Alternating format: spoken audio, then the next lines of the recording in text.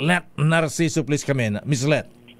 Lakay 7 bagong petroleum service contract para sa pamumuhunan sa exploration para sa petroleum resources, kabilang ang hydrogen, ang nakatakdang pumirma ng kontrata sa Department of Energy. Gaganapin ang signing ceremony sa Malacanang ngayong umaga at sasaksihan ito ni Pangulong Ferdinand Marcos Jr. Ang bagong PSCs ang magpa-facilitate ng paghahanap ng bagong petroleum plays at fields of production.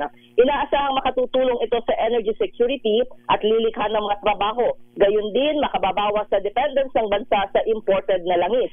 Ayon sa DOE, ang service contracts 80 at 81, ang unang PSCs na nai-award simula ng ipatupad ang Bangsamoro Organic Law. Kapwa pangangasiwa nito ng national at Bangsamoro governments para sa muling pasisimulang exploration activities sa southern portion ng Sulu Sea. Ang service contracts 82, 85 at 86 naman ay petroleum service contracts na nai-award sa mga lugar na mayroong petroleum resource potential sa Cagayan, Cebu at Northern Palawan. Habang ang service contracts 83 at 84 ay para naman sa exploration ng native o natural hydrogen gas. Okay? Ba, saan sa Mindanao? Abay, sa BARM to, matagal na nga binabalak ito, ha? Anong lugar nga ba yung ang tagal na nga panahon pa yata to ni GMA, Pangulong ERAP, yung planong oil exploration dyan sa Mindanao. Yung may Mars ang pangalan, ang tawag doon, Bigwasan Mars tuloy. basta may lugar diyan sa diyan sa Mindanao yan nasakop ng BARM na matagal ng gusto magkaroon ng oil exploration na mislet na. So ito ay tutuloy na. At anong kumpanya ang mga ito? Yung Ligwasan Mars ba yung binabanggit mo? Ayun, Ligwasan Mars. Sabi, galing-galing mo talaga. Malaman natin mamaya yung detalye dahil ang binigay pa lang sa briefer Lakay ay yung ito ay sa southern portion ng Sulu Sea. Southern part ng Sulu Sea. Aba. Lakay. Aba, kaya pala ang business ni Governor Sakutan na nasa OWEL. Ay, Governor Sakur, assalamualaikum. Sabi niya, alam mo na Lakay, negosyo ko lang oil, sabi niya. Mukhang marami ring oil company gas station, itong si Governor Sakurtan. Anyway, ayan. So diyan pala sa Sulu yan, akala ko bandang Central Mindanao yan, Miss Let, yung Ligwasan Mars. Malaman natin na mamaya Lakay yung detalye nito. Okay. Pero yan ay yung sa Mindanao Lakay, Sulu Sea, at yung ibang service contracts ay sa Cagayan, Cebu at Northwest Palawan. Saang Palawan, naubos na raw dyan kaya umalis na yung Shell ay yung British company kaya yung mga kumuha dyan na na nagpatuloy ng oil exploration dyan na latak-latak na laan nakukuha. Saan ba sa Cagayan? Cagayan Valley ba ito o Cagayan de Oro?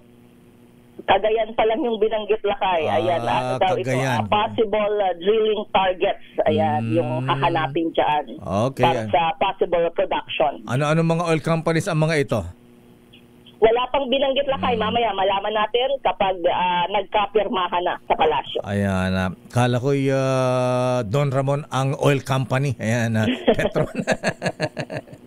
Sige, ano pang ganap ang Pangulong Marcos ngayong araw ng Martes, ha? Ayan, ang daming, di ba pupunta ulit ng Cagayan? Ayan, may bumagsak na namang tulay. Diyos ko, ano ba yan? Lakay, wala pang binabanggit tungkol dyan dahil may mga nakapilang schedule si Presidente ngayong araw sa Malacanang Lakay. Bukod dito sa signing ceremony, may bisita ang Presidente, yung mga winner na Philippine delegate winner sa 14th World Skills ASEAN 2025. At mamayang hapon ay manunumpa sa kanya ang National Executive Board ng League of Municipalities of the Philippines at National Directorate of the League of Municipalities of the Philippines. So, LCP at LMP, oath-taking. Itong liga ng mga mayor at saka League of Municipalities, mga mayors yan, siyempre. Cities and municipalities. Municipal and city mayors. Ayan. Yes, Lakay. Okay. Sino daw ang i-appoint ng presidente, ha? Si Boying, si Sammy, si Lisa o si Mike? Sa ombudsman. Dahil walang tugon dyan. Ayan, tahimik lang pala siya sa tanong kung sino ba ang napupusuan ng presidente dun sa mga nasa listahan. So malamang ay mag-aabang na lang tayo ng formal na anunsyo. Abay, Apo Lucas, ay bagbagam ni Apo Presidente, Apo, madiagbay-bayag, Apo, pardasan ng agapoy iti ombudsman, maraming gagawin ng uupong ombudsman mislet sa dami ng mga problema ngayon ng bayan. Bigat yung magiging trabaho at susunod na ombudsman. Abay, yung susunod na ombudsman na mislet parang jeepney driver, ha? Ayan, hindi namang great lover, jingle ang pahinga nito.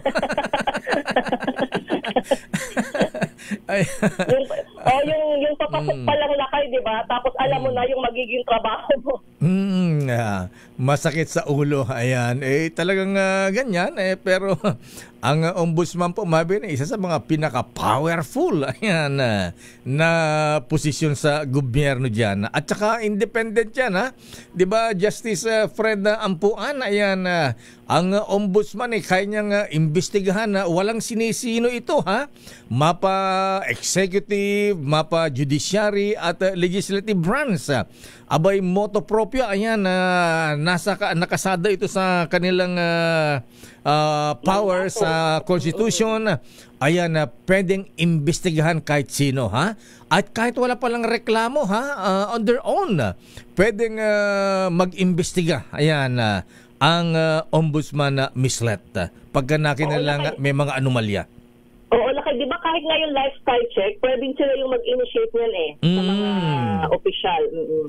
Kaya lang siguro kailangan dito kailangan siguro dito maraming staff ang ombudsman. Kung yung sasandamakmak na problema ng bayan ngayon na Miss Leta, abay siguro yung mga staff sa sa ombudsman kulang. Ayan, kakapusin.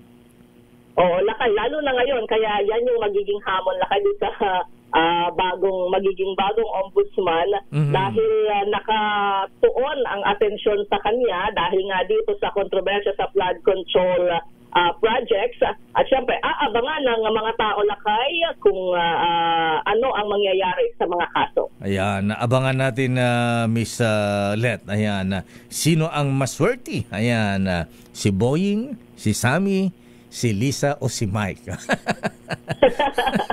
Parang kanta yung lakay. Kaya nga. Abangan natin, Miss Let. Kailangan natin sama natin ng sa dami ng problema ngayon wala, ha? Magkakaroon ka lang ng mga wrinkles sa mukha, Miss Let. Kaya kailangan minsan chill-chill lang tayo sa mga problema. Ayan, huwag masyadong didibdibin.